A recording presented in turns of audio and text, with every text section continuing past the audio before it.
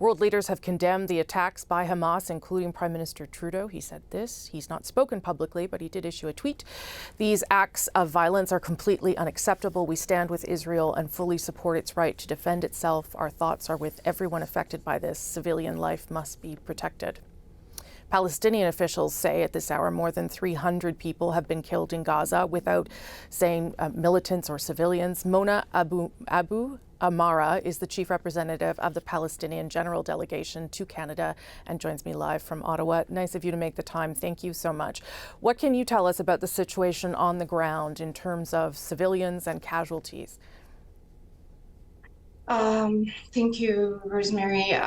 First of all, I deplore the loss of life, Palestinian and Israeli alike. We hope to find and pray for a resolution so the region does not fall into an even darker, slippery slope. We are just devastated about what's happening in Gaza right now as well. And there have been nonstop bombing by Israel indiscriminately at buildings and people. We have had one family of 17 people butchered in one of those bombings, among them 5 children. So the situation is still fluid. Nobody knows to have a final count or who is being murdered, but mostly those people who are being bombed are in civilian apartment buildings that are being leveled to the ground. There are reports that there will be an emergency Arab League meeting. I wonder what you think might come of that meeting and how important that would be to trying to stabilize things. So it's very important for the international community to jump in. But the problem is that we are talking about symptoms. Everything that we're seeing today or in the past few days and in the past few months are symptoms of the root of the cause, which is occupation and apartheid. And I know that in the Western media, it's being covered live right now. Unfortunately, this reality has been there for the Palestinians for decades. And we did not receive that coverage from Western media or condemnations from Western leaders. So these meetings are very important, be it in the Arab League or the emergency meeting, the Security Council. But then the reality on the ground is that we have a veto that usually takes place and prevents the actual action towards a resolution that's just for the Palestinian people. Are you concerned that the actions of Hamas are hurting Palestinians in their goals to have a peaceful life?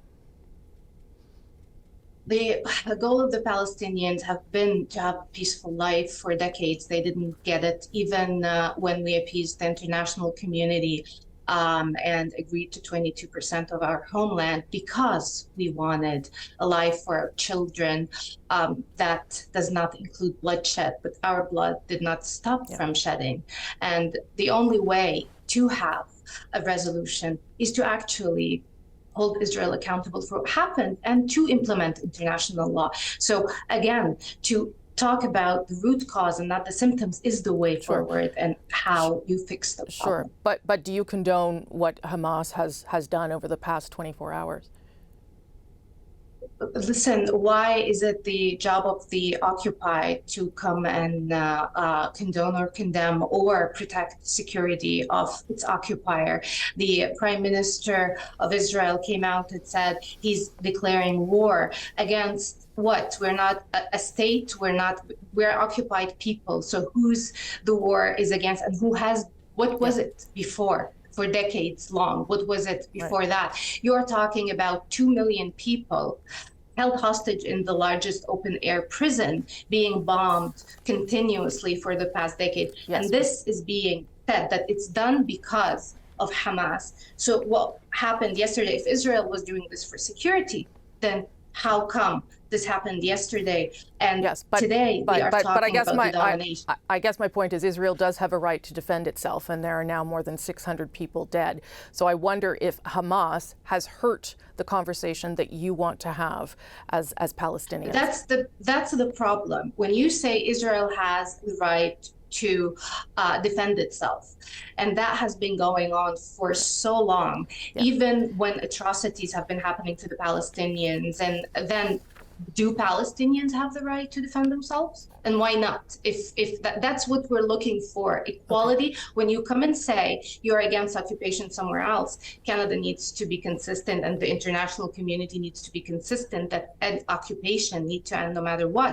But you can't condone atrocities against people and then demand them to. I'm going to leave it there, Mona Abuamara. I'm going to leave it there. I'm running out of time. Thank you so much for your time. I appreciate your perspective.